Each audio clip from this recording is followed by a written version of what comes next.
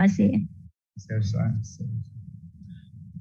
Oke, terima kasih. Selamat malam sekali lagi jemaat yang mendengarkan pekabaran kita pada malam ini. Baik jemaat yang berada di studio, jemaat kecil,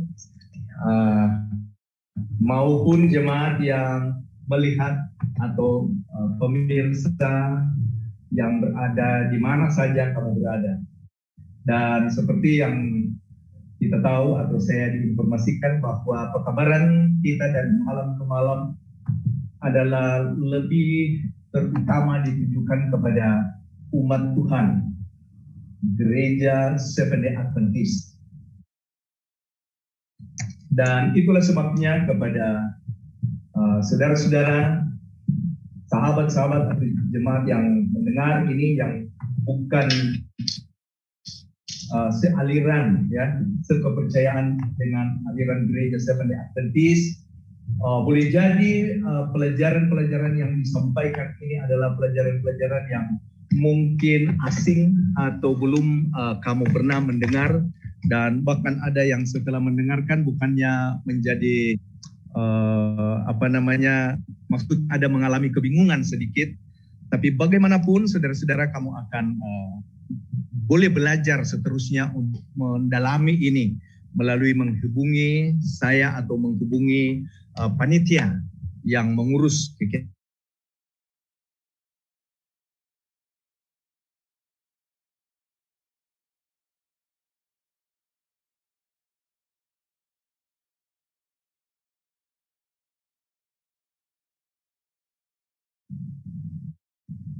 Engkau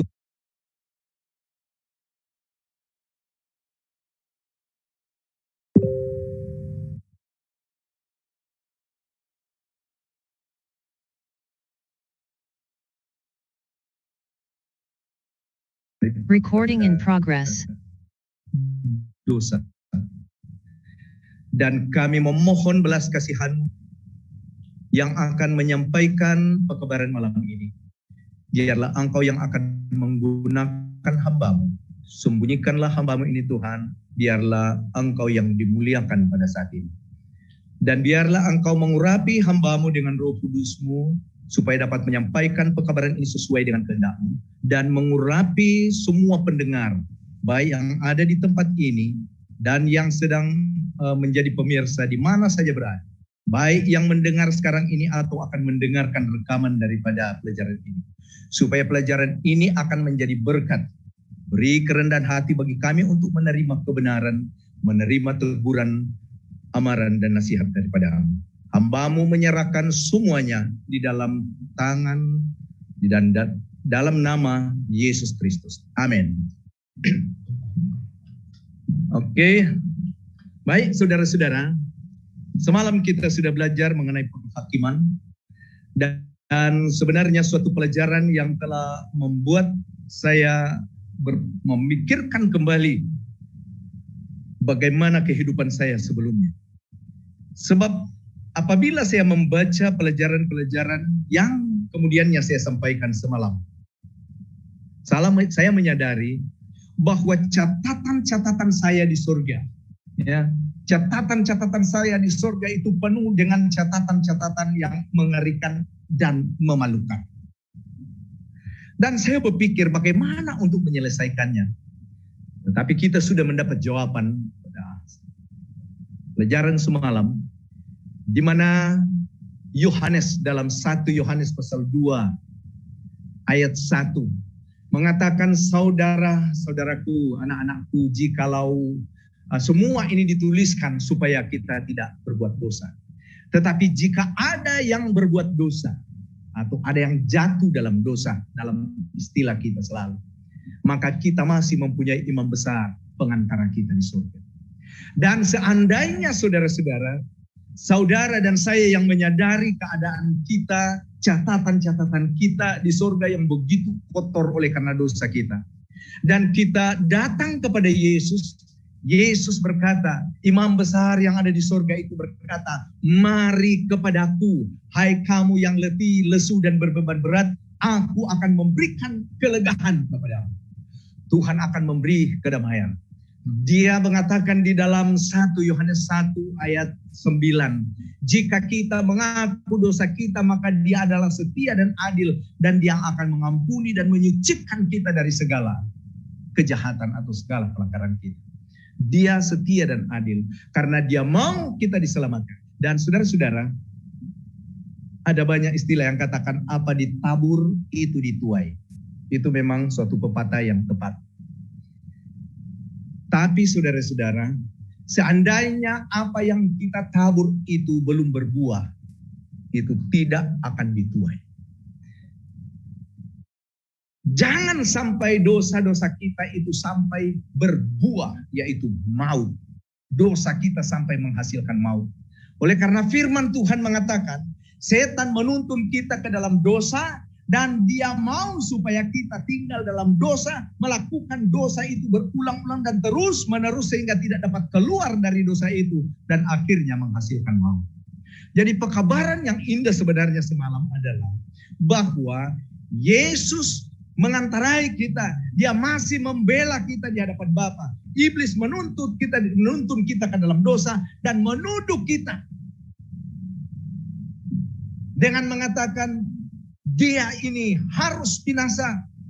Tetapi seperti apa yang dikatakan oleh firman Tuhan yang disampaikan kepada yang Tuhan katakan, dia ini adalah puntung yang ditarik dari api. Dan saudara-saudara, kita ini adalah puntung yang Tuhan selamatkan. Tuhan membela kita, dan pembelaan itu adalah kabar baik bagi kita bahwa Tuhan mengasihi kita. Tuhan mau kita selamatkan.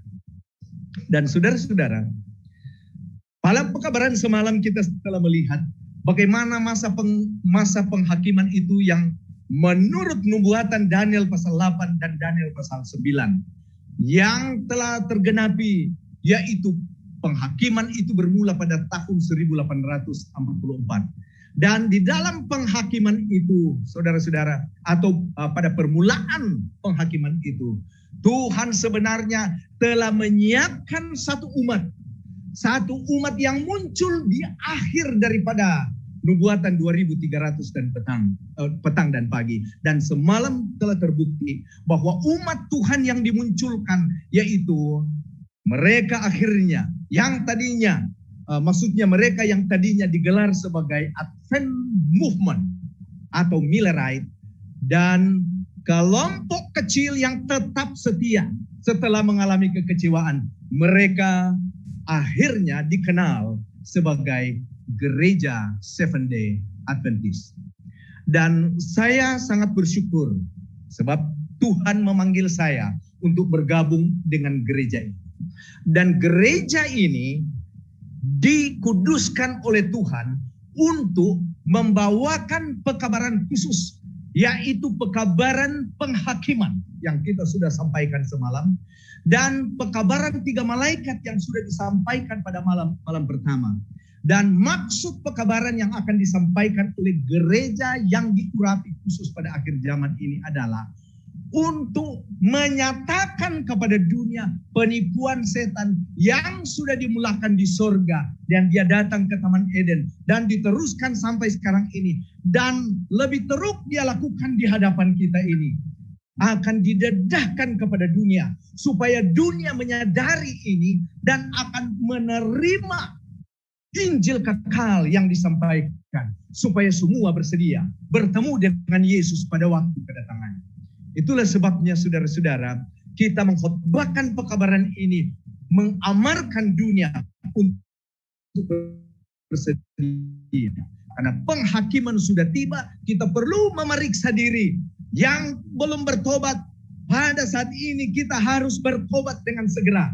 Kenapa? Karena semua yang telah dinyatakan itu sudah semakin dekat. Apa yang dikatakan di dalam firman Tuhan dalam Wahyu pasal 1 ayat 3. Saya mau ini ayat yang saya sebutkan ini tidak ada di dalam slide saya. Maka saya mau saudara-saudara atau jemaat baik yang ada di sini maupun yang berada pemirsa yang berada di mana saja kita membaca.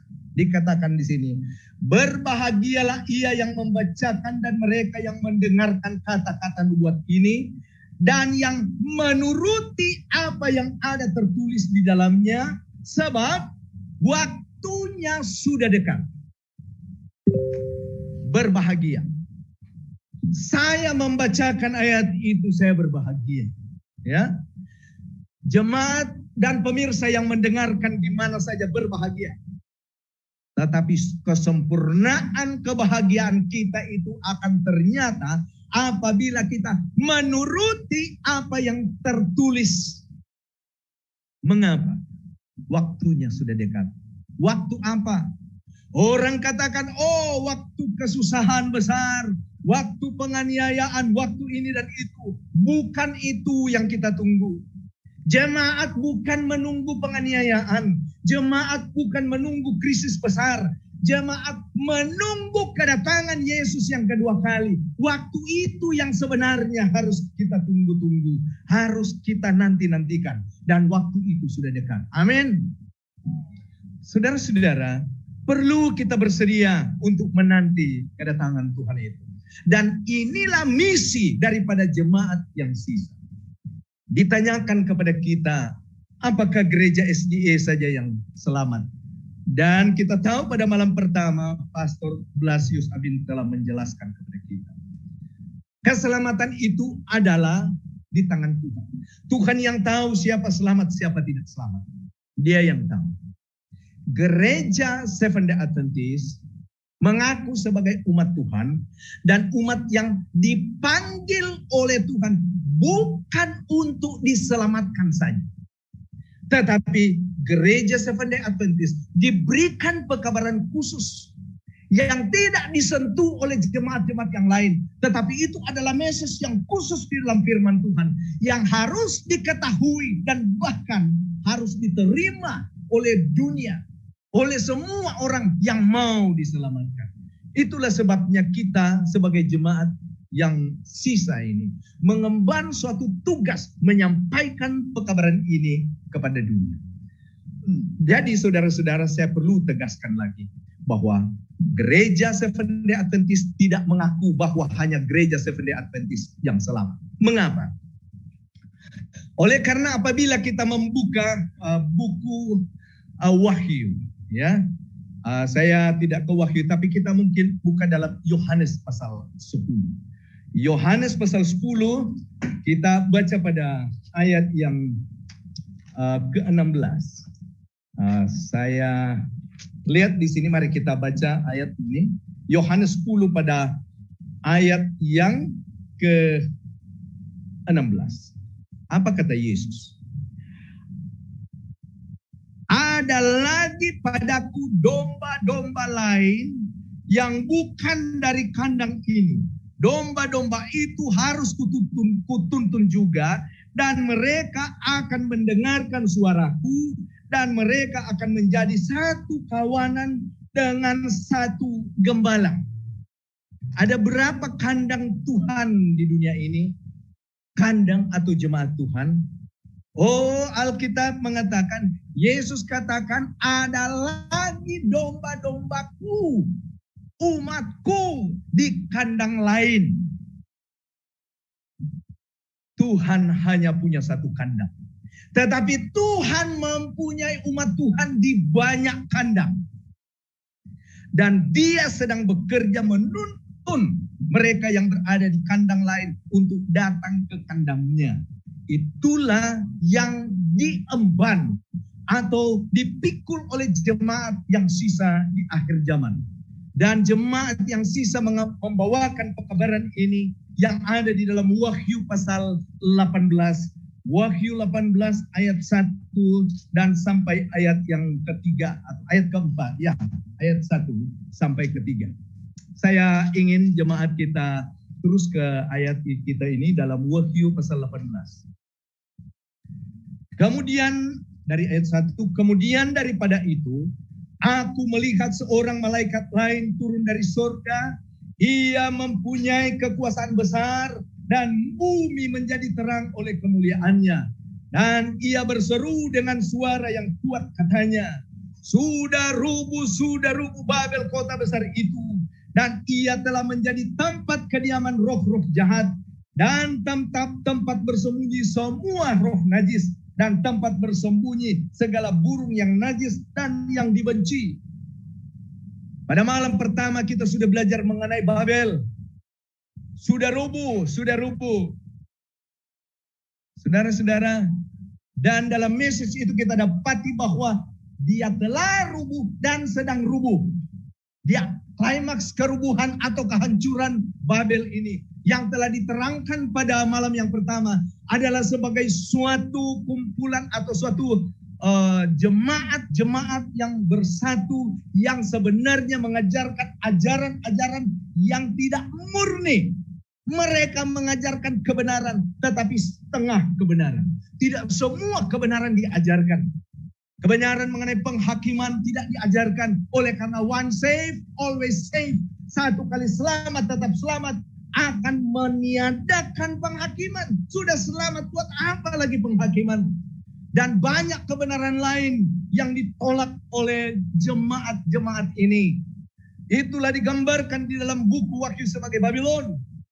Sudah rubuh. Dan umat yang sisa ini yang tetap setia, yang menjadikan Alkitab sebagai dasar iman mereka, yang menjadikan Yesus Kristus sebagai juru selamat, digambarkan di dalam Wahyu pasal 12 ayat 17, di mana mereka itu menuruti hukum-hukum Allah dan memiliki kesaksian Yesus, dan dibenci, dimusuhi oleh naga, yaitu setan.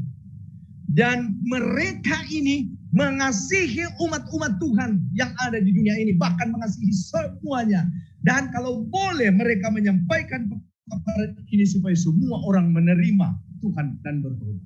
Itulah sebabnya pekabaran ini, message ini diminta untuk mereka sampaikan. Dan ini dikatakan di dalam minum dari anggur hawa nafsu cabulnya, dan raja-raja di bumi telah bercabul dengan dia, dan pedagang-pedagang di bumi telah menjadi kaya oleh kelimpahan hawa nafsunya. Lalu aku mendengar suara lain dari surga berkata, pergilah kamu hai umatku, pergilah daripadanya, supaya kamu jangan mengambil bagian dalam dosa-dosanya, dan supaya kamu jangan turut ditimpa malapetaka-malapetakanya. Dalam terjemahan bahasa Inggris dia lebih clear lagi. Sebab kalau katakan pergilah kamu hai umatku, seakan-akan umat Tuhan ada di dalam dan di sana dan katakan pergi kamu. Bahasa Inggris lebih jelas, dia katakan came out of her my people. Keluarlah kamu umatku. Dengan kata lain, jemaat yang sisa, umat yang mempertahankan kebenaran ini, yang membawakan message khusus ini, berada di luar Babylon dan mengatakan, keluarlah kamu daripadanya. Mari. Oleh karena Tuhan menyuruh mereka melakukannya. Yesus mengatakan, ada domba-dombaku di kandang yang lain. Saudara-saudara, pekabaran pada malam ini sebenarnya pekabaran yang sangat serius. Sehingga kita harus bertindak untuk mendengarkan bujukan, mendengarkan rayuan, supaya keluar dari sana. Dari malam ke malam kita akan mempelajari seterusnya. Ini adalah pekabaran yang diminta oleh Tuhan, disampaikan oleh jemaat yang sisa.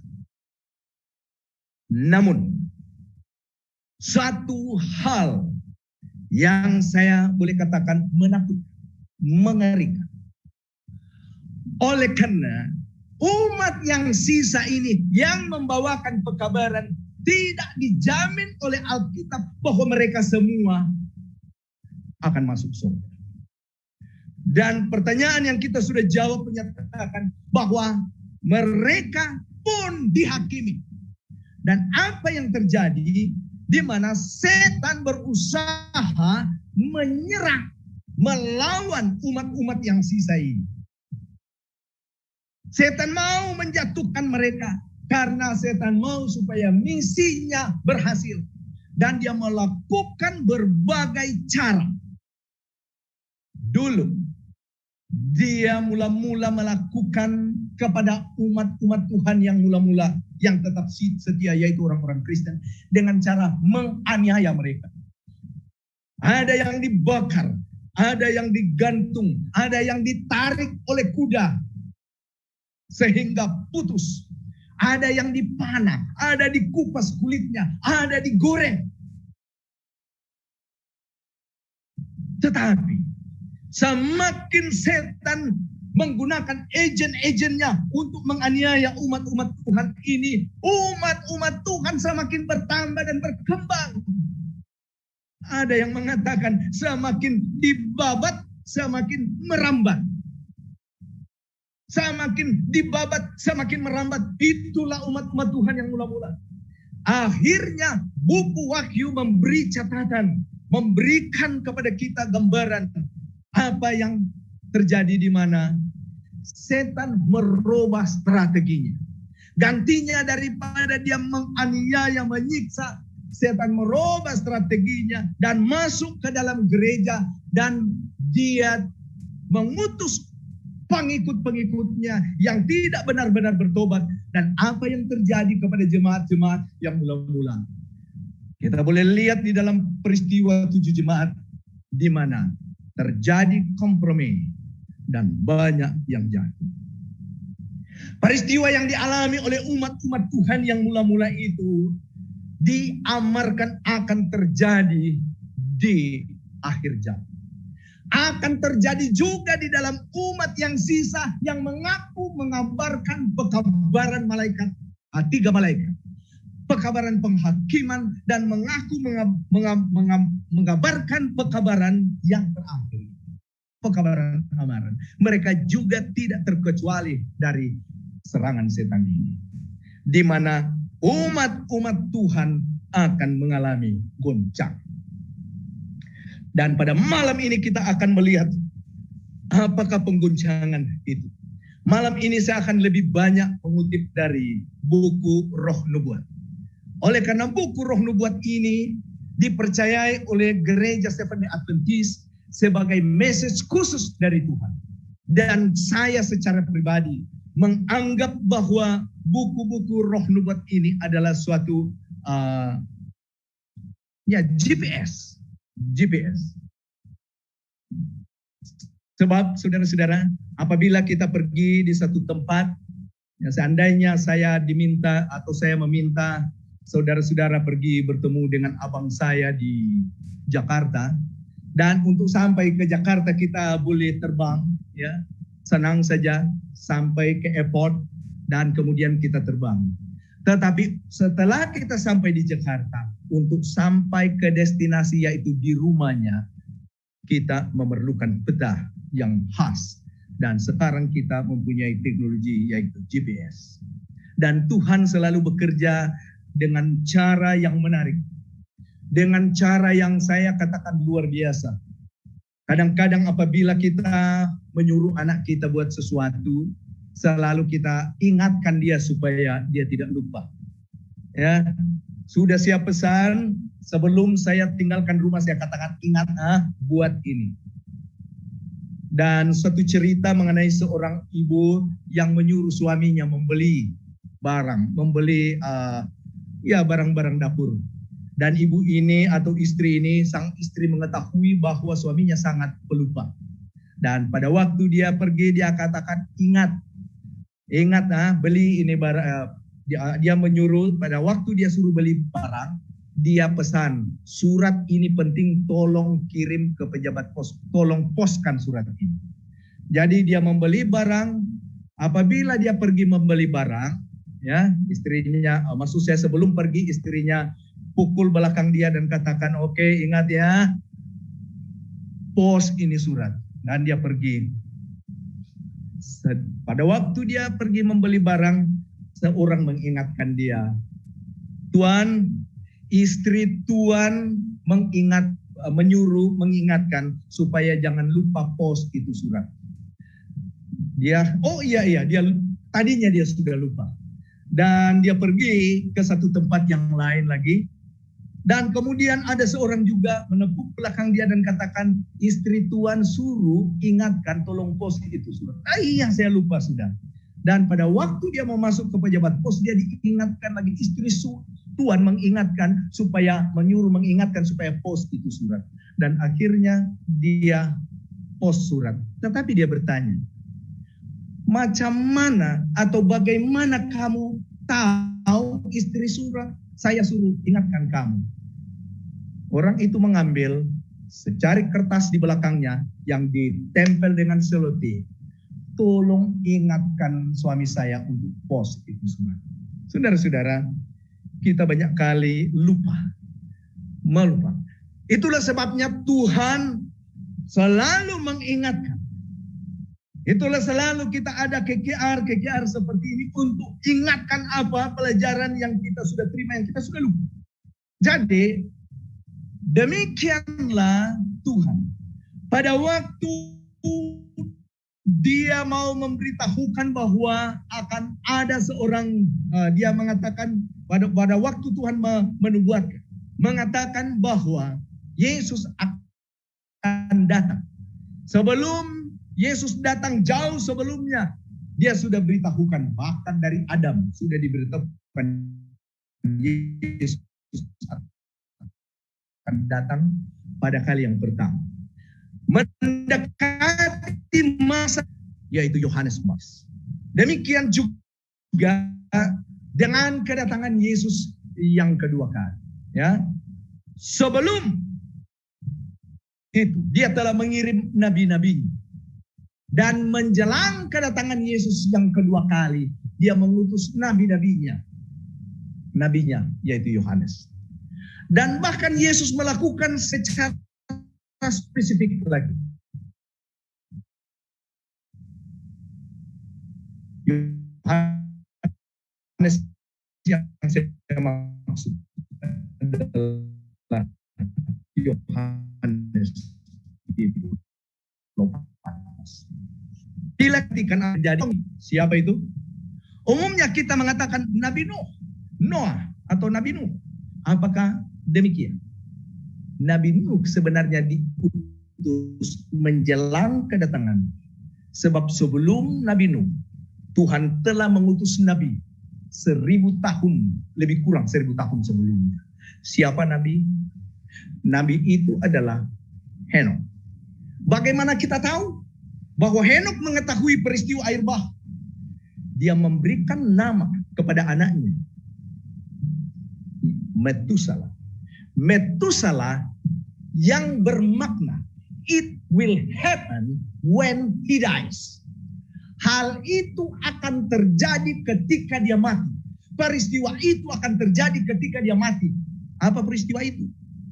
Kalau saudara dan saya boleh membuat kajian, pulang di rumah dan membuat kajian, saudara dan saya akan mendapati bahwa umur manusia yang dicatat di dalam Kejadian pasal 5 dan seterusnya, apabila kita jumlahkan, kita lihat, kita buat kajian, kita dapat Metusalah berumur 969.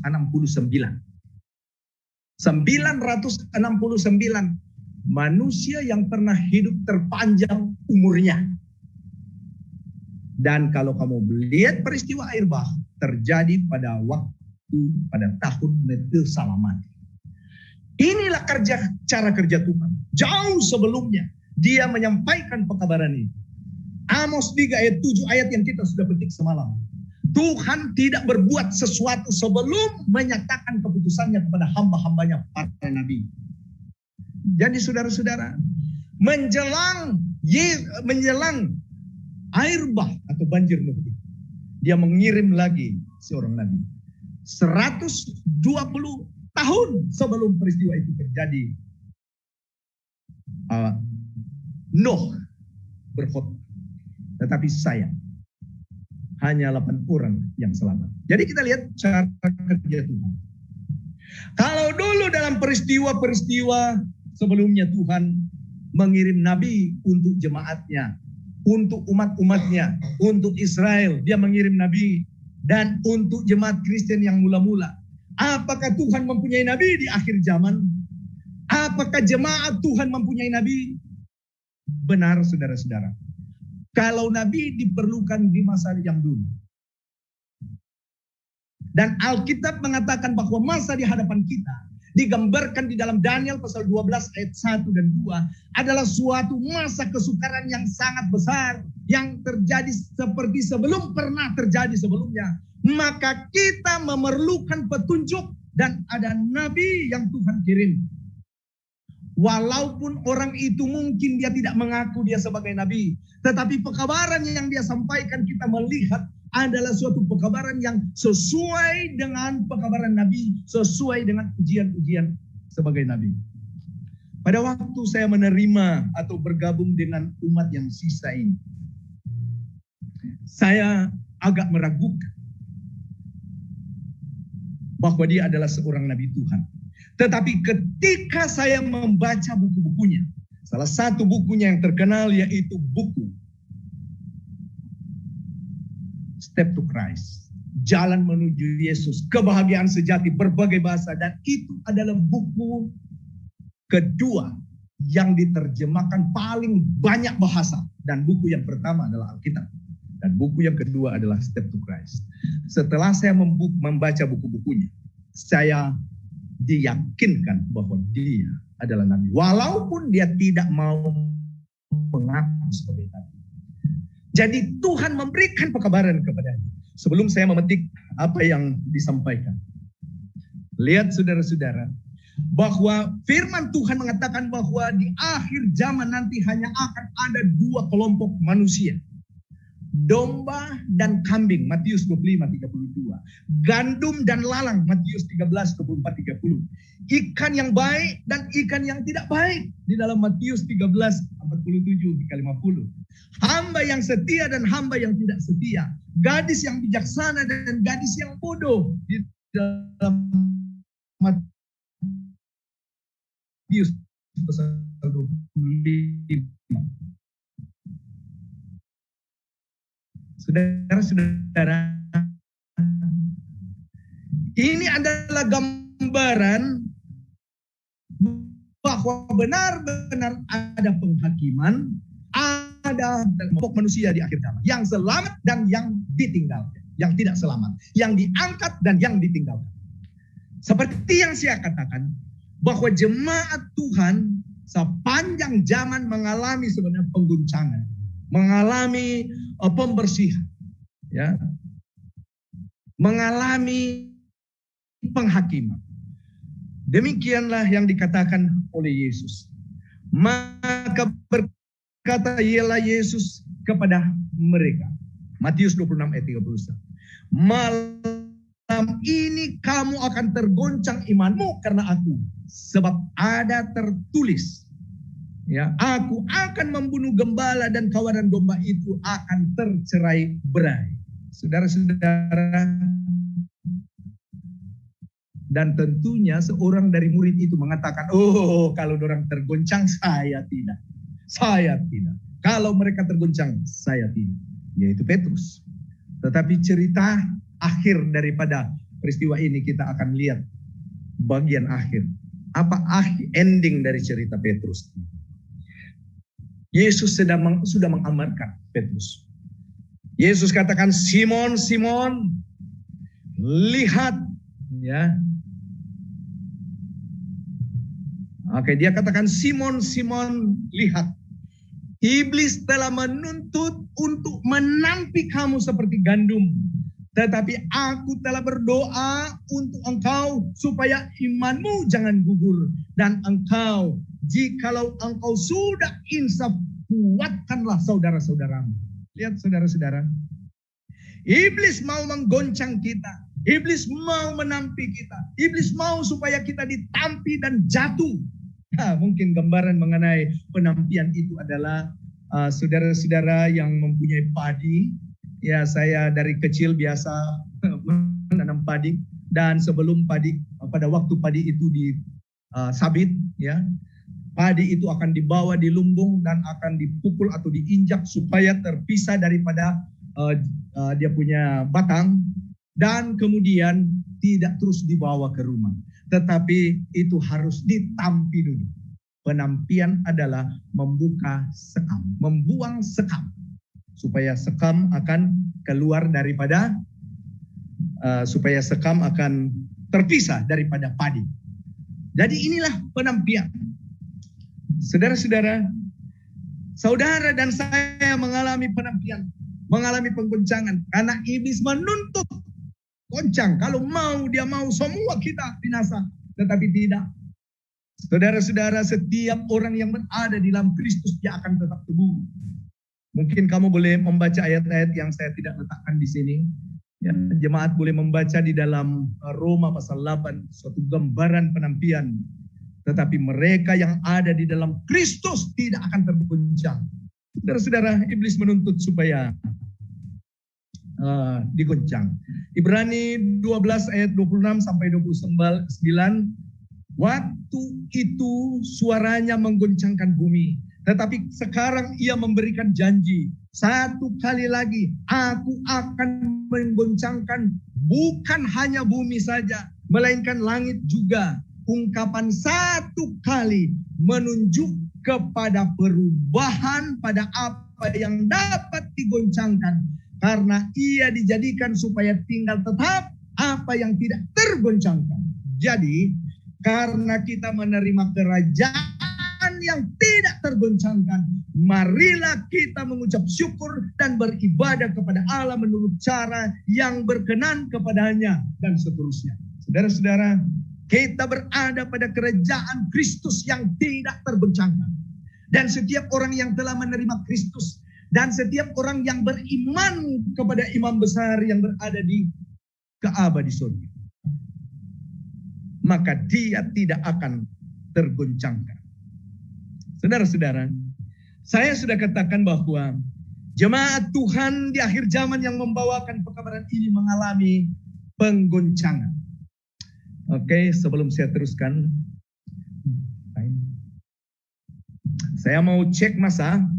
Oh, oke, terima kasih ada di depan. Baik, saya teruskan.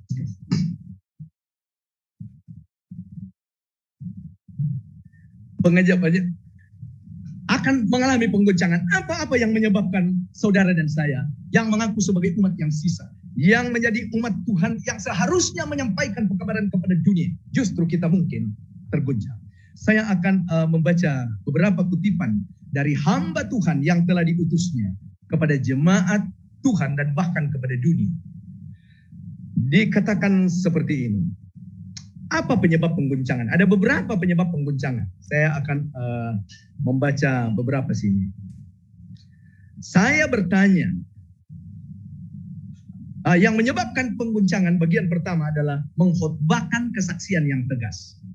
Saya bertanya tentang arti penggoncangan yang telah kulihat dan ditunjukkan kepada saya bahwa itu disebabkan oleh kesaksian yang langsung terjadi oleh nasihat yang benar kepada orang Laodikea.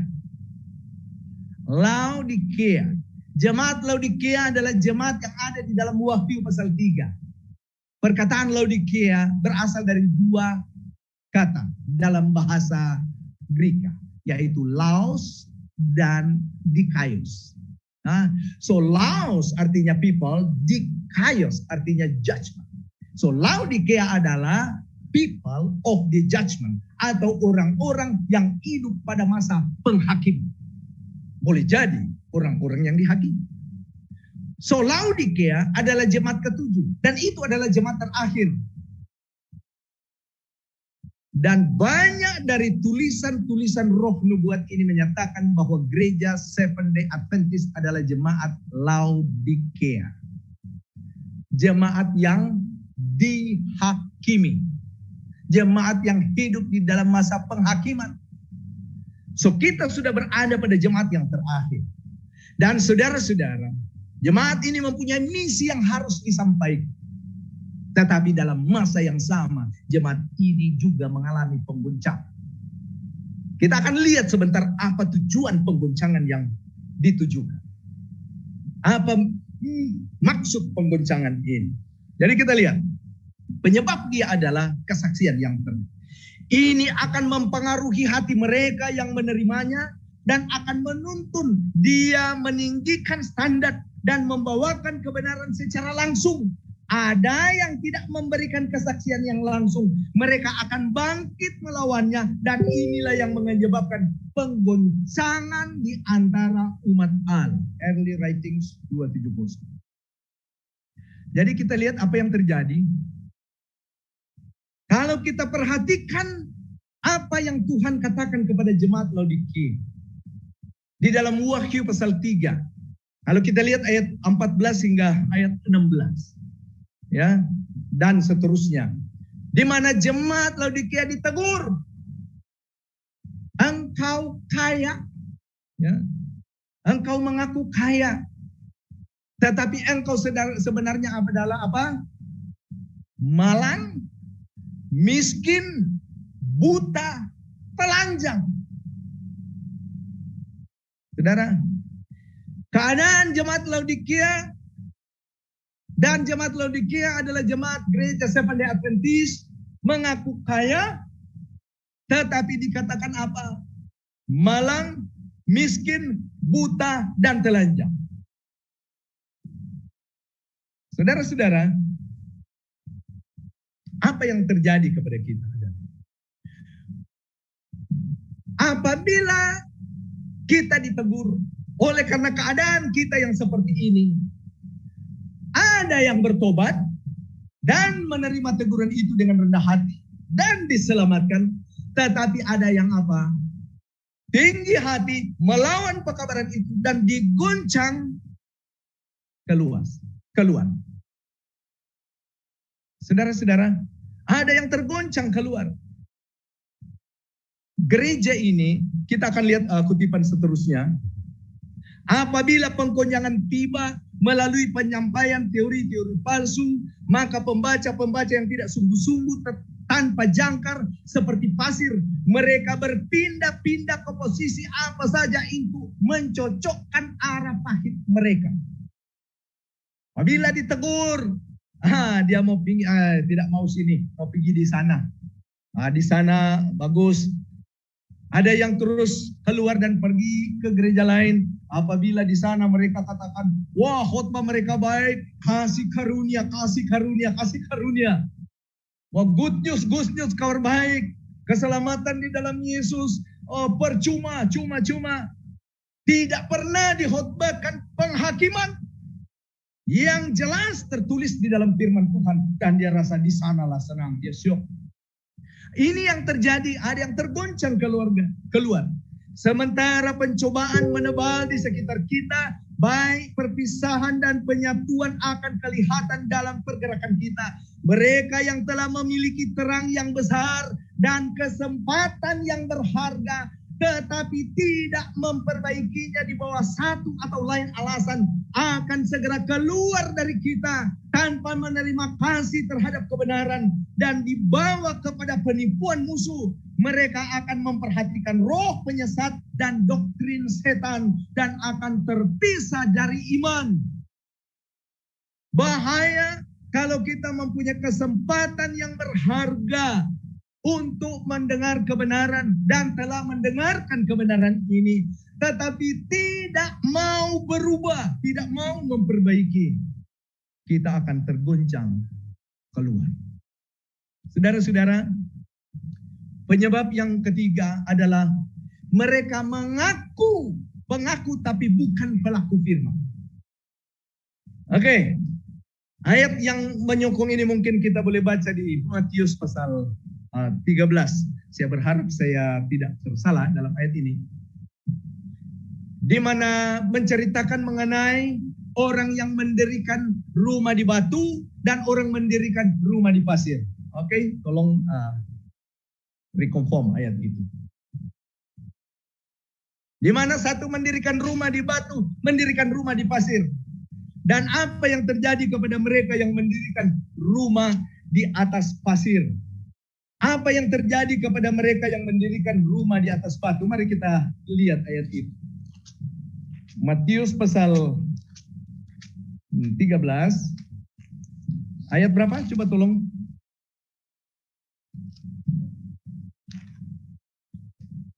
Minta maaf, bukan 13, Matius 7 ya. Ayat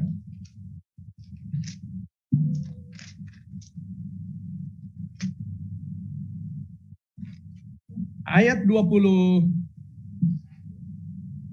Oke, 7 ayat 24 hingga 27, bukan Matius 13. Saya minta maaf. Mari kita lihat apa yang terjadi apa di sini. Dikatakan seperti ini, setiap orang yang mendengar perkataanku ini dan melakukannya, ia sama dengan orang yang bijaksana yang mendirikan rumahnya di atas batu. Kemudian turunlah hujan dan datanglah banjir, lalu angin melanda rumah itu, tetapi rumah itu tidak roboh sebab didirikan di atas batu. Ayat 26, tetapi setiap orang yang mendengar perkataanku ini dan tidak melakukannya, ia sama dengan orang yang bodoh yang mendirikan rumahnya di atas pasir. Kemudian turunlah hujan dan datanglah banjir, lalu angin melanda rumah itu sehingga robohlah rumah itu dan hebat kerusakannya.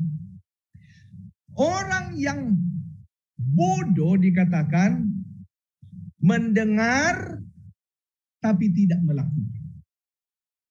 Kita mendengar semua firman dari malam ke malam dan bahkan yang kita sudah dengar sebelumnya. Tetapi orang katakan masuk telinga kanan, keluar telinga kiri. Tetapi bagi saya, masuk telinga kanan, keluar telinga kanan.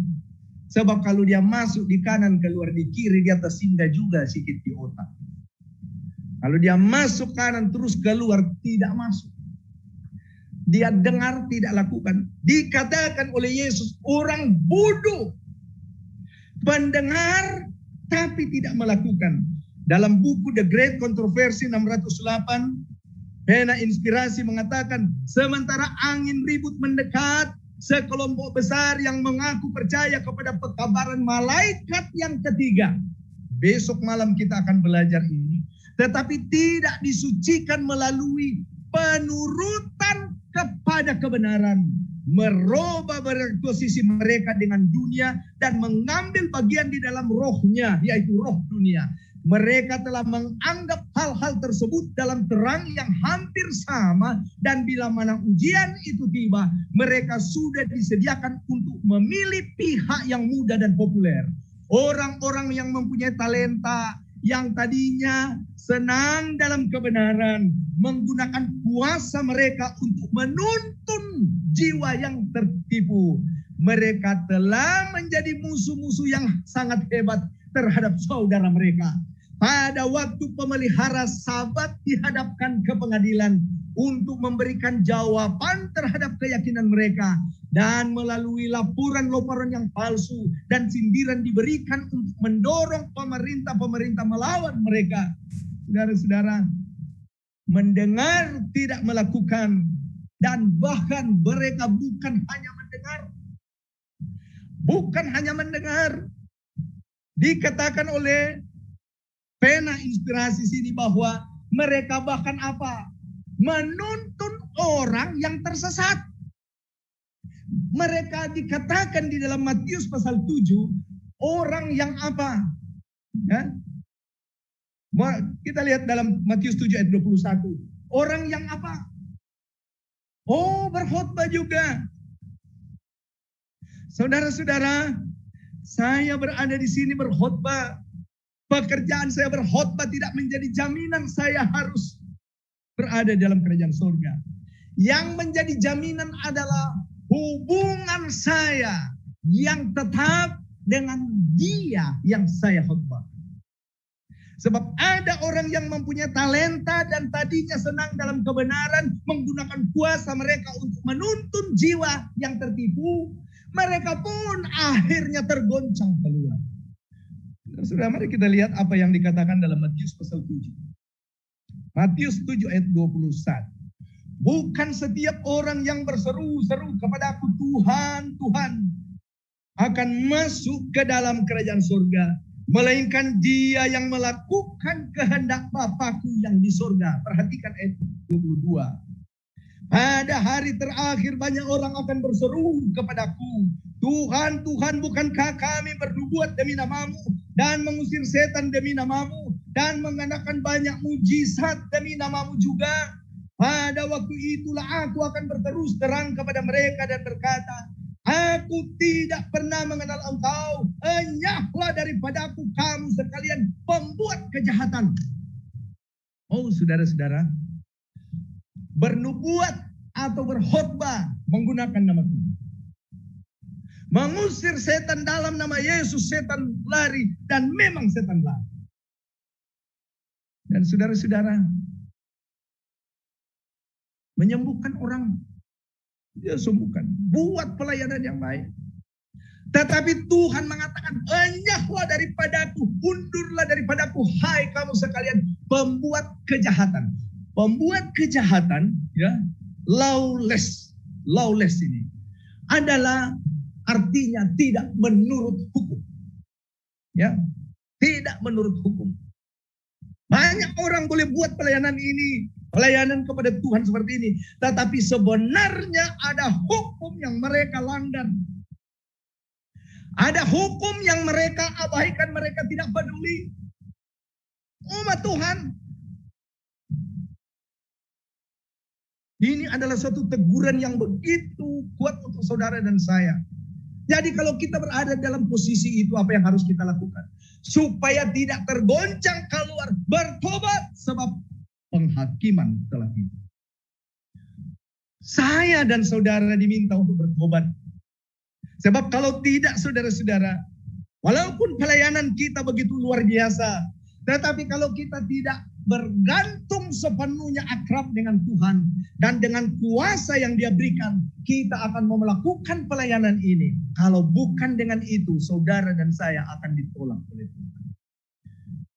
Saudara-saudara, kadang-kadang kita buat pekabaran ini, oh itu kepada gereja yang lain. Tidak, saudara-saudara. Pekabaran ini adalah pekabaran kepada Laodikia. Apa yang terjadi kepada jemaat Laodikia? Engkau mengaku apa? Kaya, tetapi engkau sebenarnya adalah miskin, buta, dan telanjang. Itulah sebabnya Tuhan katakan, belilah daripadaku apa? Minyak pelumas mata. Belilah daripadaku apa? Mungkin lebih jelas saya mau kita baca ayat-ayat itu. Mari kita baca di dalam Wahyu pasal 3. Wahyu pasal 3, saya minta... Oke. Wahyu pasal 3 pada ayat 14. Kita mulakan dari ayat 14.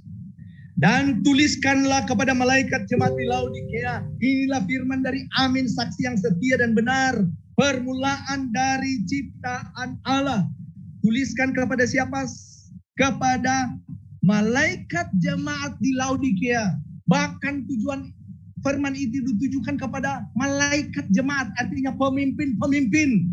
Saudara dan saya, semua kita sebagai pemimpin dalam gereja, pemimpin di dalam rumah kita, di dalam rumah tangga kita. Kita adalah imam-imam. Pekabaran ini ditujukan kepada jemaat Laodikia, bahkan kepada malaikat. Dan dia katakan di sini pada ayat seterusnya, ayat 15, aku tahu segala pekerjaanmu. Engkau tidak dingin dan tidak panas. Alangkah baiknya jika engkau dingin atau panas. Jadi karena engkau suam-suam kuku dan tidak dingin atau panas, aku akan memuntahkan engkau dari mulutku. Karena engkau berkata, aku kaya dan aku telah memperkayakan diriku dan aku tidak kekurangan apa-apa. Dan karena engkau tidak tahu bahwa engkau melarat dan malang, miskin, buta dan telanjang.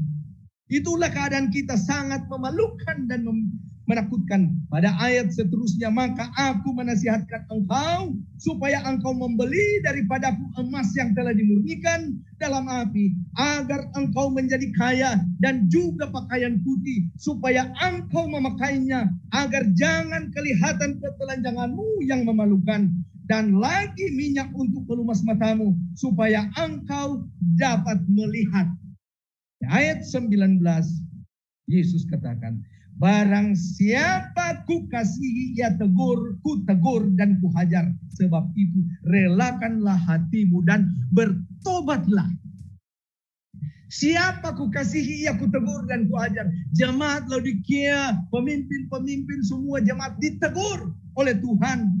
Mari saudara-saudara dan saya merelakan diri ditegur, supaya kita bertobat karena Tuhan mengasihi kita. Ya mau. dia mengasihi. Ada 3 hal Tuhan suruh kita beli daripadanya. Emas murni, ya, jubah putih, dan juga minyak pelumas mata. Tuhan meminta untuk kita membeli emas murni. Emas murni adalah perbuatan-perbuatan benar dari umat Tuhan, kata tulisan inspirasi. Artinya Tuhan mau supaya perbuatan-perbuatan kita benar, supaya pelayanan kita pelayanan yang sungguh-sungguh. Dan itu emas murni. Jubah putih adalah kebenaran Kristus yang dipakaikan kepada kita. Oleh karena kebenaran kita adalah kebenaran seperti pakaian futur. Dan jubah putih Tuhan suruh kita beli. Dan juga minyak pelumas mata. 2 malam dari sekarang kita akan belajar mengenai Roh Kudus. Oh saudara-saudara, pada malam ini kita mendapat satu kabaran teguran. Dan siapa yang menerima teguran ini akan diselamatkan, yang bertobat. Tetapi yang tidak bertobat akan binasa. Yang menarik, kita disuruh beli. Apa uang atau apa yang kita gunakan untuk membeli?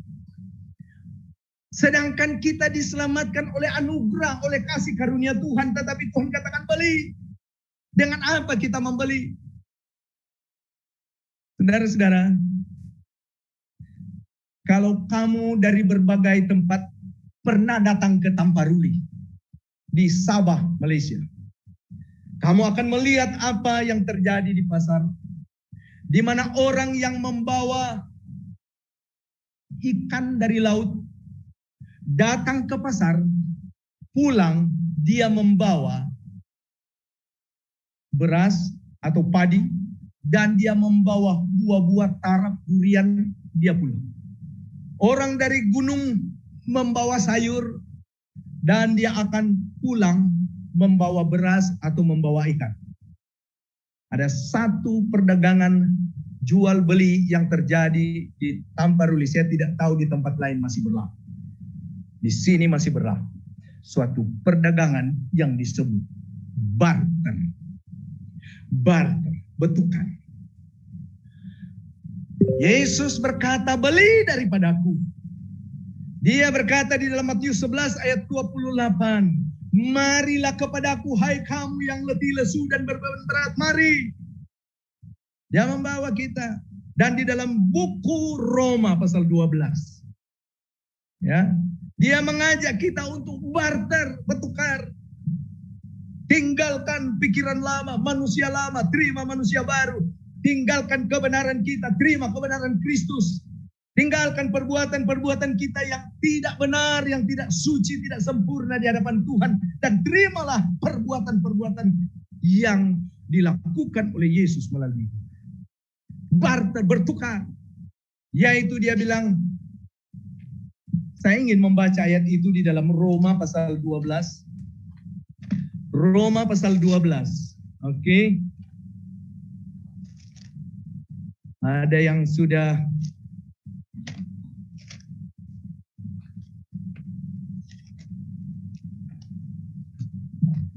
apa kata firman Tuhan? Paulus katakan, karena itu saudara-saudaraku, demi kemurahan Allah aku menasihatkan kamu, supaya kamu mempersembahkan tubuhmu sebagai persembahan yang hidup, yang kudus, yang berkenan kepada Allah. Itu adalah ibadahmu yang sejati. Jangan kamu menjadi serupa dengan dunia ini, tetapi berubah oleh pembaharuan budimu, sehingga kamu dapat membedakan mana kehendak Allah, apa yang baik, apa yang berkenan kepada Allah, dan yang sempurna. Change of mind, change of attitude. Ubah pikiran kita, ubah cara berpikir, ubah cara kita memandang Tuhan, ubah cara kita memandang Alkitab, ubah cara kita memandang manusia. Kalau tadinya kita melihat manusia seperti pohon-pohon saja, maka sekarang kita akan melihat manusia sebagai umat atau manusia sebagai objek yang Tuhan mau kita sampaikan kasih supaya diselamatkan. Perubahan. Kalau kita memandang rendah orang lain, kita berubah, kita memandang orang lain lebih berharga. Change of mind. Saudara, karena itulah karakter Kristus, tabiat Kristus yang Tuhan suruh kita beli. Change, ya, barter. Berikan diri kita kepada Tuhan dan terima. Dan yang terakhir mungkin untuk penyebab pengguncangan. Kebenaran dimengerti tidak secara sempurna. Roh Tuhan telah menerangi setiap halaman kitab suci. Tetapi ada di antara mereka yang kurang menghargainya sebab hal itu tidak sepenuhnya dimengerti. Kenapa kita tidak menghargai? Oleh karena kita tidak mengerti. Itulah sebabnya umat Tuhan harus umat yang mempelajari firman Tuhan. Dan yang seterusnya adalah persesuaian dengan dunia. Persesuaian dengan dunia akan menyebabkan kita tergoncang keluar. Waktunya tidak begitu jauh apabila ujian menimpa setiap orang. Tidak begitu jauh, kata firman Tuhan ini, ya, melalui pena inspirasi pada waktu berapa? Hampir 200 tahun yang lalu. Dia bilang waktunya tidak begitu jauh. Artinya bagi kita sudah lebih dekat. Apabila ujian menimpa setiap orang, tanda binatang itu akan dipaksakan kepada kita. Mereka yang sedikit demi sedikit menyerah pada tuntutan dunia dan menyesuaikan diri dengan kebiasaan dunia, tidak menemui kesulitan untuk menyerah kepada kuasa itu, gantinya menyerah kepada cemooh, hinaan, dan kematian. Ujian itu adalah mengenai perintah Allah dan perintah manusia. Pada saat ini emas akan dipisahkan dari sanga dalam jemaat. Kesalahan akan dipisahkan dari kepalsuan. Dan yang hanya kelihatan indah di luar saja, ya, banyak bintang yang kita kagumi oleh karena cahaya akan berubah menjadi gelap. Dan ini sudah terjadi di depan kita sekarang. Banyak orang yang kita kagumi, wah akhirnya jatuh. Kita berdoa supaya dia boleh bangun lagi. Dan kita berusaha supaya dia dapat bangun lagi. Tetapi celakalah kalau seandainya kita jatuh dan tidak mau bangun lagi. Saudara-saudara, ada yang katakan, aduh, bagaimana ini saya selalu jatuh. Macam mana supaya tidak jatuh? Dan ada yang katakan supaya tidak jatuh, tidur. Kau tidak akan jatuh lagi. Tetapi bukan itu. Bukan maksudnya tidur. Ya. Bukan maksudnya tidur biarkan diri kita jatuh, menyerah kepada keadaan. Bukan itu. Supaya kita tidak jatuh adalah bersandar kepada kuasa Tuhan. Saudara, satu hal yang saya mau tekankan di sini adalah bahwa mereka yang menyerah kepada mereka yang sedikit demi sedikit menyerah pada tuntutan dunia dan menyesuaikan diri dengan kebiasaan dunia, tidak menemui kesulitan untuk menyerah pada kuasa yang di akhir itu, tanda binatang. Sikit-sikit menyerah pada akhirnya tidak akan ada kuasa untuk apa? Melawan. Saudara-saudara, inilah bahayanya. Ini bahayanya. Sebab apabila kita sudah masuk satu tempat, kita mau teruskan lagi dan lebih mudah untuk kita melakukan lagi. Jadi Alkitab katakan siapa yang setia dalam perkara kecil, dia akan setia dalam perkara yang besar. Siapa yang menang dalam perkara-perkara yang kecil, ujian-ujian kecil, dia akan menang dalam ujian-ujian yang besar. Jadi masalah kita bukannya tanda binatang yang ada di depan yang dikatakan sangat teruk. Masalah utama adalah now, sekarang ini. Apakah saya setia kepada Tuhan dalam perkara yang kecil? Sudah, saya tidak akan baca semua kutian ini mengenai persesuaian dengan dunia. Mereka yang bergantung kepada kepintaran, kejeniusan atau kefasihan akan tidak berdiri pada pimpinan. Mereka tidak menyamakan diri mereka dengan terang. Dan seterusnya, banyak yang berkhotbah dari mimbar kita dengan menggunakan jamahan nubuatan palsu di tangan mereka yang dinyalakan dari obor jahanam setan. Apabila keraguan dan tidak percaya diri dipelihara, maka pendeta yang setia akan dipindahkan dari orang-orang yang berpikir memiliki pengetahuan yang banyak. So, saudara-saudara, kadang-kadang khotbah-khotbah yang kita melihat banyak sekarang, pelajaran-pelajaran banyak denominasi, saya katakan mungkin silap kalau saya katakan denominasi, tetapi pergerakan-pergerakan di dalam gereja Advent ini di mana ada offshoot orang yang keluar dan akhirnya menembak ke dalam dengan ajaran-ajaran mereka yang tidak selaras dengan kebenaran yang kita ada. Dan tidak heran kalau kamu akan mempelajari banyak seperti kalau kamu lihat ada yang mengajarkan bahwa hari Sabat bukan hari Sabtu, tetapi berpindah-pindah di hari yang lain, harus mengikut bulan, dan seterusnya. Itu akan membingungkan. Dan ini merupakan suatu goncangan yang akan, apakah kita benar-benar mendasarkan iman kita kepada firman Allah. Dan setan melakukan ini sebenarnya untuk menipu. Dan saya berharap besok malam saya akan dapat menerangkan ini lebih dalam. Seterusnya, mari kita lihat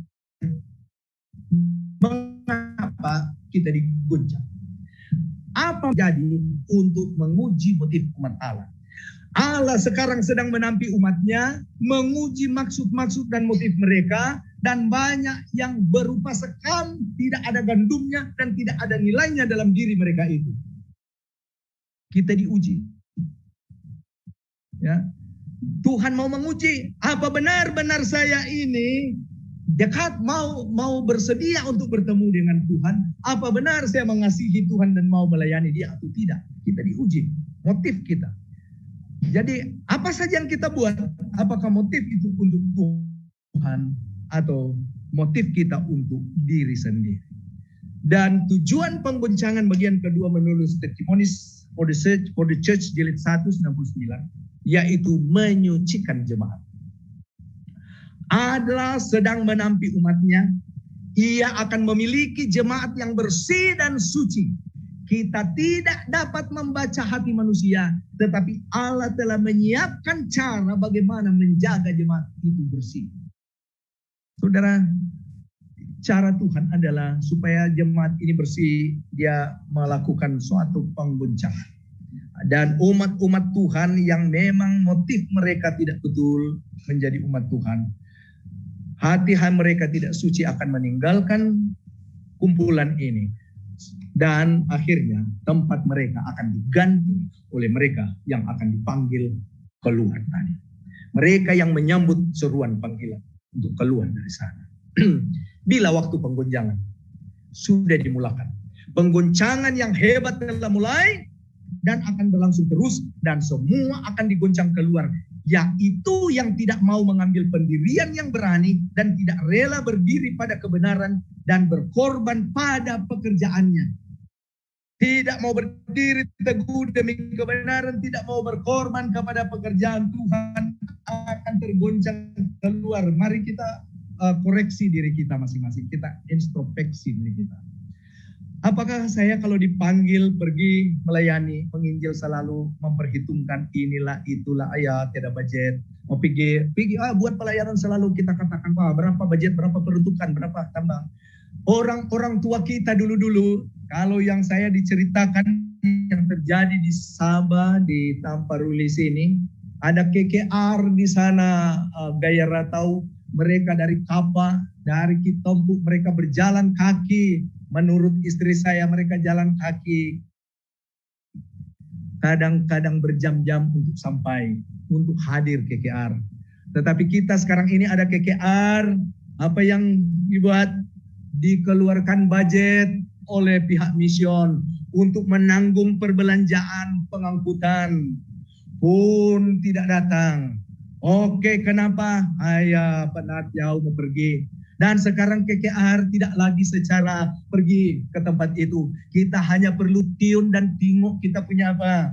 kita punya device untuk mengikuti siaran langsung, pun ada alasan untuk tidak mendatang.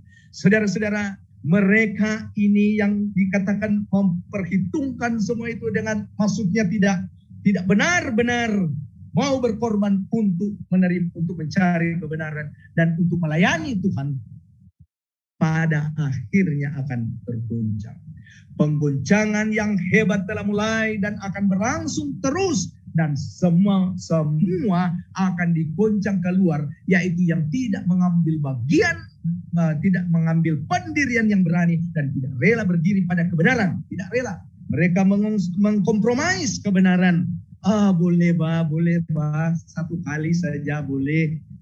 Tapi dari satu kali akan berkali-kali. Istilah sedikit-sedikit menjadi bukit bukan hanya selalu diterapkan kepada hal yang positif, hal menabung sedikit-sedikit jadi bukit, tetapi hal yang negatif yang kita lakukan, yang kita kompromis sedikit-sedikit menjadi bukit, dan itu akan akhirnya menimbun kita. Saya melihat bahwa kita sekarang berada pada masa penggoncangan. Testimonis jilid 1 429. Dan waktu penggoncangan yang sudah dimulai ini belum mencapai klimaks, akan ada di depan. Besok malam kita akan mempelajari klimaks dari penggoncangan itu. Segera peperangan berlangsung dengan hebatnya di antara mereka yang melayani Allah dan mereka yang tidak melayani Dia. Dengan segera segala sesuatu yang dapat digoncangkan akan digoncangkan, dan yang tidak dapat digoncangkan akan tetap tinggal. Dan setan yang dikelilingi malaikat-malaikat jahat dan mengakui menjadi Allah, setan akan mengaku menjadi Allah, akan mengadakan bermacam-macam tanda ajaib untuk menipu. Kalau mungkin orang yang terpilih sekalipun, umat Allah tidak akan memperoleh keamanan mereka dalam tanda ajaib itu, sebab setan akan mengadakan tanda ajaib yang palsu. Kita boleh pelajari apa yang terjadi dengan Musa di hadapan Firaun. Kita boleh rujuk dalam Keluaran pasal 7 ayat 10 hingga 12. Umat Allah yang diuji dan dicoba itu akan memperoleh kuasa yang disebutkan dalam Keluaran 31 ayat 13 hingga 18. Mereka harus mengambil pendirian di atas firman yang hidup. Ada tersurat. Ini adalah satu-satunya dasar di mana mereka dapat berdiri dengan aman. Saudara, kalau kita melihat, ada suatu mujizat terjadi di sini begini. Oh, Yesus muncul di sini, Yesus muncul di sana. Jangan pergi ke sana. Itu nasihat firman Tuhan. Karena kita boleh tertipu. Satu-satunya dasar kebenaran adalah ada tertulis, yaitu firman Tuhan. Kalau itu bertentangan firman Tuhan, jangan kita terima. Dan saudara-saudara, untuk gambaran pengguncangan ini saya akan bahas besok malam di dalam tajuk yang kita sudah sediakan. Saya datang pada kesimpulan. Kesimpulan yaitu Tuhan mengizinkan kita mengalami pengguncangan ini supaya kita menyadari, supaya kita benar-benar bersedia untuk surga. Mengapa? Sebab tadi malam kita sudah membahas bahwa penghakiman itu akhirnya sampai ke dunia baru. Dan di dunia baru tidak akan ada dosa lagi. Apa yang dikatakan dalam firman Tuhan? Yaitu dalam Nahum 1 ayat 9. Kesengsaraan tidak berulang. Dosa tidak akan muncul kedua kali di dunia baru. Pertanyaan saya, kenapa? Ada yang katakan, karena orang-orang yang ada di sana adalah sudah sempurna. Tetapi pertanyaan saya, bukankah dari kesempurnaan dosa muncul? Kalau kita katakan di dunia baru, di surga nanti dosa tidak muncul oleh karena sempurna, maka dosa itu muncul dari kesempurnaan. Dari dunia yang sempurna muncul dosa. Apa alasan yang kuat yang kita dapat bahwa dosa tidak akan ada di sana? Alasan yang paling kuat adalah mereka yang akan ada di surga adalah mereka yang benar-benar dipilih sudah. Yang sudah diuji, sudah digoncang, sudah mengalami berbagai hal penderitaan oleh karena dosa ini. Dan Mereka sudah merasakan bahwa dosa itu mengerikan, bahwa dosa itu memisahkan mereka dari surga, dan mereka meninggalkan dosa mereka. Kita akan bertobat dan tidak mau melakukannya lagi. Sehingga di sana tidak ada kerinduan lagi untuk berbuat dosa. Mengapa? Orang dusun sini mengatakan, saya pinjam istilah orang dusun. Tulun-tulun dot karikot hilo sorga. Nah tulun-tulun dot nororogo nokopio kadusun. Harap-harap kangam. Ano kangam. Saya berharap betul apa yang saya katakan dalam bahasa dialek sini. Kalau tidak orang dusun tolong perbaiki. Mereka yang masuk di surga adalah mereka yang benar-benar bertobat, sudah tobat, atau orang Indonesia katakan sudah kapok. Jadi kalau kita tidak benar-benar bertobat, benar-benar membenci dosa, kita tidak akan ada di sana. Dan hanya orang yang mengasihi Yesus, yang menghargai pengorbanan Yesus di salib, yang menerima Yesus, yang adalah benar-benar akan membenci dosa, meninggalkan dosa. Sehingga dosa akhirnya akan dihapus dari catatan-catatan hidupnya di surga. Dan Yesus akan datang, klaim, membawa dia untuk ke surga. Dan inilah harapan kita semua. Amin. Pertanyaan saya, bagaimana supaya kita tidak tergoncang? Inilah pertanyaan kita mau jawab pada bagian akhir. Bagaimana supaya kita tidak tergoncang? Saudara, jangan tidur. Jangan tidur. Apa yang terjadi kepada Petrus dalam apa yang kita baca tadi di permulaan? Yesus katakan, kamu semua akan tergoncang imanmu. Petrus katakan, tidak Tuhan, mereka akan tergoncang, saya tidak. Dan Yesus katakan, Petrus, sebelum ayam berkokok engkau telah menyangkal aku 3 kali. Dalam peristiwa seterusnya, Yesus pergi sepelempar batu jauhnya, berdoa, dan Yesus berkata, berdoa. Tetapi setelah Yesus berdoa, Yesus datang, apa yang terjadi? Catatan Alkitab mengatakan mereka tertidur. Kamu boleh rujuk dalam Matius pasal 26. Mereka tertidur. Lalu Yesus katakan, bangun, berdoa. Dan Yesus pergi kembali ke tempat dia, berdoa, bergumul untuk manusia. Karena dia mau bergumul dan pergumulan terakhir mati di sana. Dan akhirnya di dalam ayat 41 Matius 26. Oke, saya tidak taruh ayat sini. Kamu lihat Matius 26 ayat 41. Setelah itu ia kembali kepada murid-muridnya itu dan mendapati mereka apa?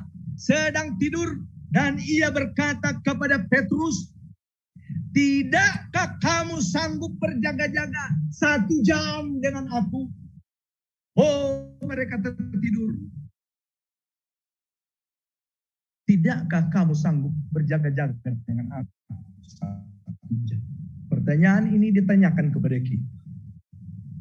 Oleh karena rahasia supaya kita tidak tergoncang keluar adalah tetap melekat dengan Yesus, tetap melekat dengan firman-Nya, atau firman-Nya berada di dalam hidup kita. Dan itulah rahasia satu-satunya tidak tergoncang. Melekat dengan Tuhan. Bagaimana caranya? Membaca firman Tuhan dan berdoa kepadanya. Paling kurang 1 jam lamanya. Adakah kita melakukan itu?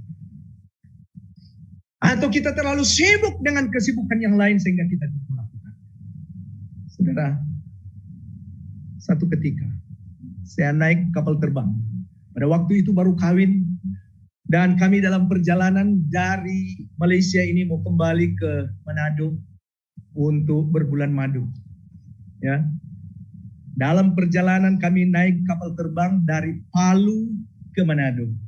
Berada di atas pegunungan, datang cuaca yang buruk dan diberikan pengumuman pakai tali pinggang keselamatan, tali pinggang keledar.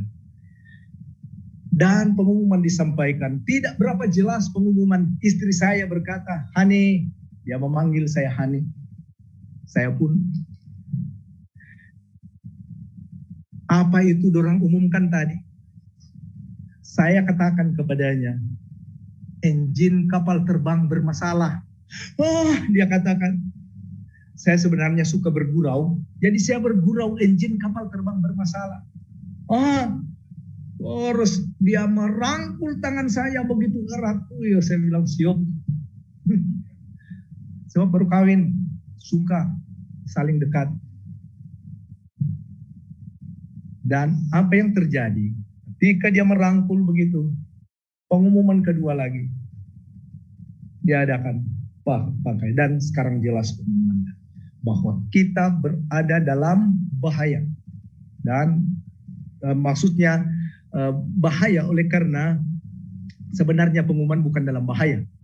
Ada pramugari hanya katakan kita berada, maksud saya ada, kita berada pada cuaca yang buruk. Oke. Keadaan yang buruk cuaca sehingga kapal jatuh begini. Dan dalam pengalaman penerbangan saya dari Manado ke Palu, satu ketika saya pernah melihat maksudnya dengan tiba-tiba saya melihat ke jendela dan saya melihat ada satu kapal terbang di atas pokok, dan itu adalah sejarah satu kapal terbang yang jatuh. Dan saya katakan, wah bahaya ini. Dan bila apa yang terjadi, saudara, apabila di tempat itu adalah banyak kemalangan kapal terbang, saya mulai takut. Dan tiba-tiba rupanya bukan terakhir goncangan itu, kapal tiba-tiba jatuh, naik dan terguncangkan, barang-barang mulai berjatuhan, dan wah bahaya. Saya katakan bahaya, saya katakan, oh bahaya ini. Saya dalam hati saya sebagai penginjil, kenapa saya takut? Sebab saya lihat di satu kursi di depan ada satu orang yang membaca newspaper dalam keadaan seperti itu. Wah goyang begini tetap majas. Saya bilang punya kuat iman orang itu. Dan akhirnya setelah tenang, saya perhatikan betul, rupanya orang itu bukan dia membaca newspaper, tetapi dia sedang tertidur. Apabila kita tidur, kita tidak tahu apa yang berlaku. Apabila kita tidur, kita tidak tahu apa-apa, kita macam mati secara rohani. So kalau kita harus bangun, berjaga-jaga 1 jam lamanya, sebab kerohanian kita sedang tertidur. Maka pekabaran malam ini adalah pekabaran yang disampaikan untuk membangunkan saya dan saudara, supaya kita bersedia untuk menghadapi, bertemu dengan Tuhan pada waktu dia datang. Dan sebelum dia datang, kita akan mengalami krisis dan kita akan bersedia. Semoga firman Tuhan pada malam ini yang mengajak kita untuk datang berserah kepadanya. 1 jam baca firman Tuhan dan berdoa. Saya berharap saudara dan saya dapat melakukan itu. Itulah kekuatan umat Tuhan supaya tidak tergoncang keluar. Amin.